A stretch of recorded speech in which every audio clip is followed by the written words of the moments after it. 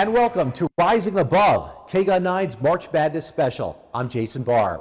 With 4 senior starters, the Pac-12 regular season champion Arizona Wildcats bring a lot of experience into the 2024 postseason.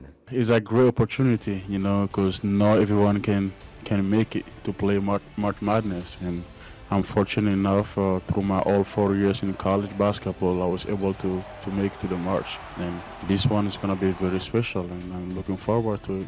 They know what these moments mean, and ultimately they're the ones out on the court.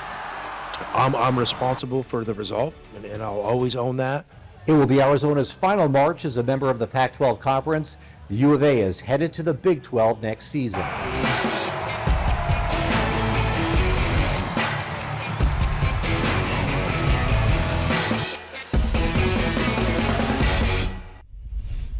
Arizona will be trying for its 3rd straight Pac-12 tournament title in Las Vegas. The Wildcats won both in 2022 and last year in 2023. In fact, head coach Tommy Lloyd won his first 9 games in Las Vegas as Wildcat head coach. The streak did end this season at T-Mobile Arena in a double overtime loss to Florida Atlantic. Arizona has won 5 of the last 8 Pac-12 tournament titles. That stretch began in 2015 with Rondé Hollis Jefferson and teammates cutting the nets down.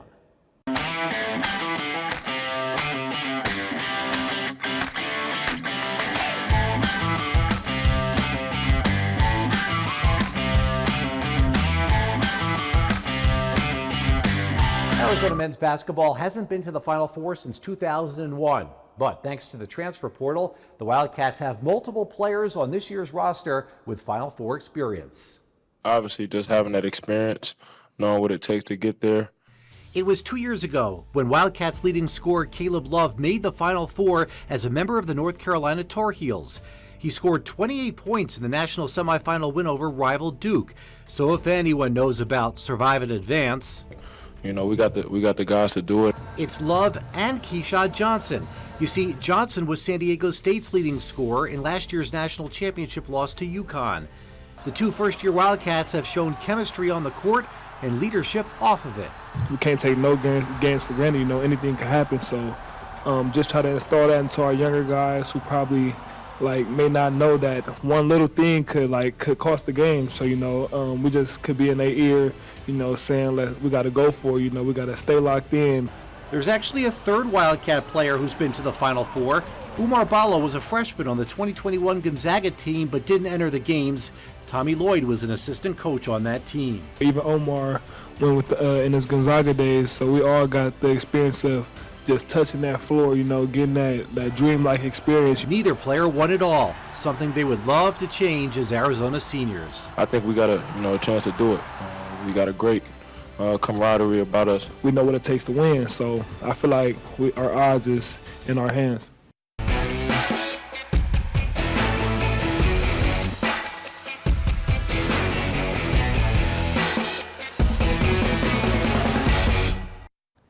As Arizona basketball season winds down, so does Arizona's time in the Pac-12 Conference. Next year, it's on to the Big 12, and that has many around here very sad.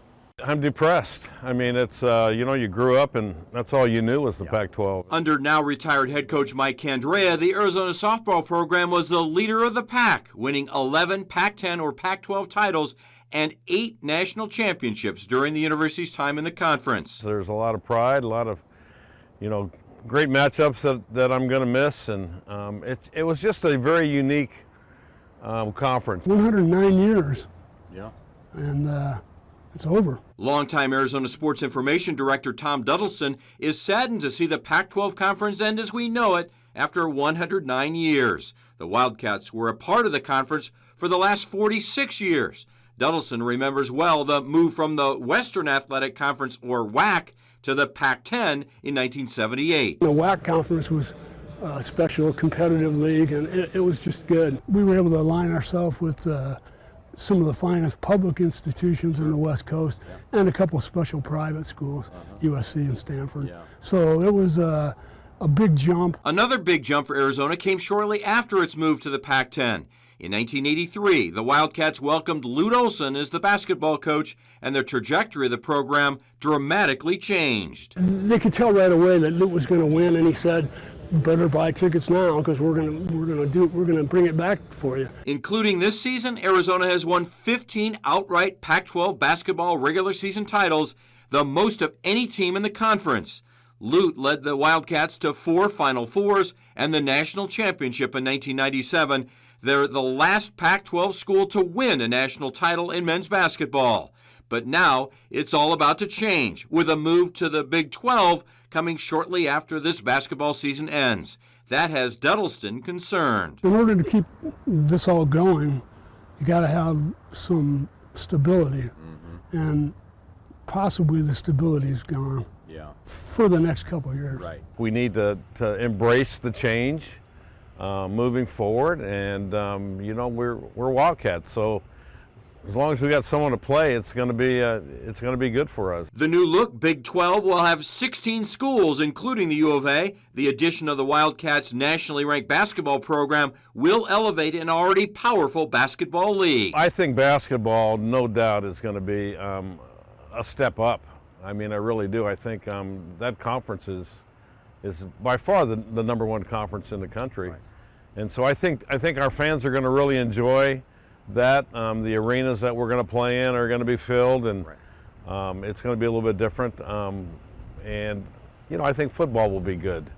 But some of the other sports, it's going to be a little challenging. That's the challenge ahead for a new athletic director and a new TV revenue stream entering the Big 12.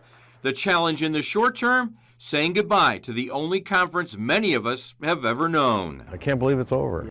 Arizona's time in the Pac-12 isn't over quite yet. Of course, there's still baseball, softball, track, and basketball to wrap up first. Pat Paris, KGUN 9.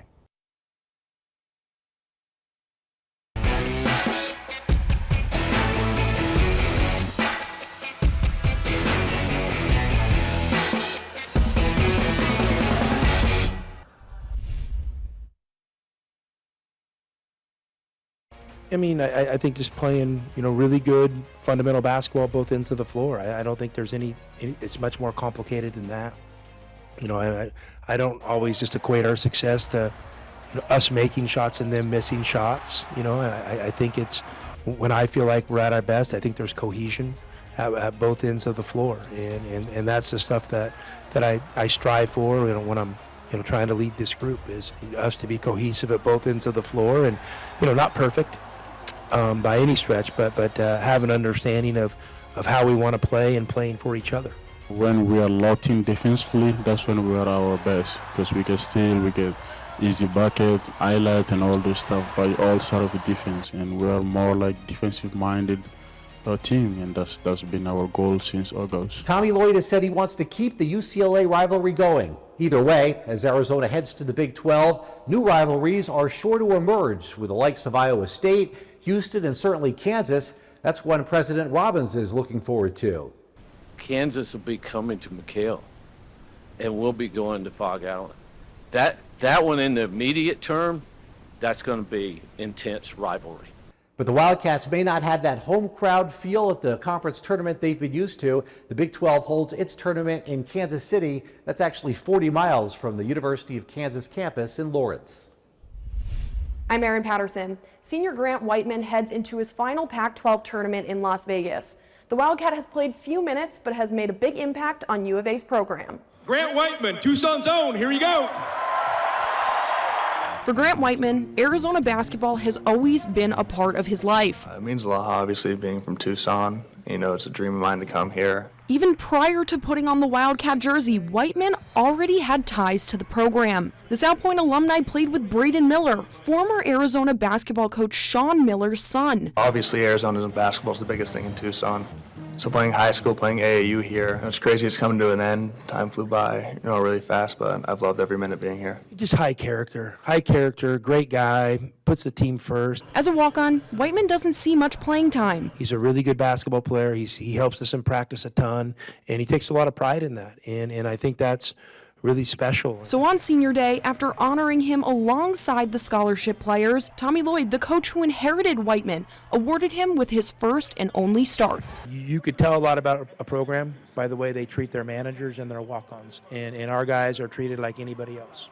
So anytime I can do that for Grant Whiteman, I mean, I'm going to do it. And you know what?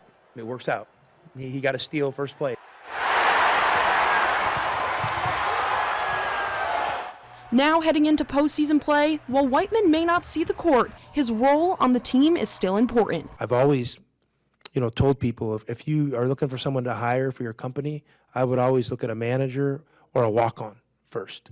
Those people know how to serve the greater good of the organization. But after 4 years with the Wildcats, 4 seasons at Salpointe, and a lifetime in Tucson, Lloyd says after this season, Whiteman plans to use his COVID eligibility year somewhere else.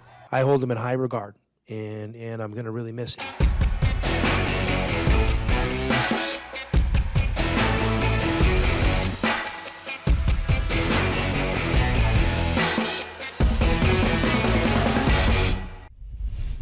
The state of Arizona will host the Final Four for the second time this year. It'll be at State Farm Stadium in Glendale. The venue seats more than 75,000 fans for basketball. It was back in 2017 when North Carolina took home the trophy. McHale Center's newest Ring of Honor inductee is no stranger to the Final Four. Kenny Lofton was a member of Lute Olson's 1998 team. Earlier this month, Lofton's name was added to the rafters. Nationally, he's more known for his Major League Baseball playing days. Lofton still closely follows Wildcat basketball. These guys have a great team. They just need to put it in their heart and their gut that we can do it. We have this squad. We got to go out there and show the college basketball world that this is who we are and we coming to get you. They got to have that toughness, that heart, that mindset that we are the best team out here, and we're going to show you. All right, that's a wrap for Rising Above, our March Madness special. For all of us here at KGUN 9, I'm Jason Barr. Just maybe we'll see you the first week of April up in Phoenix.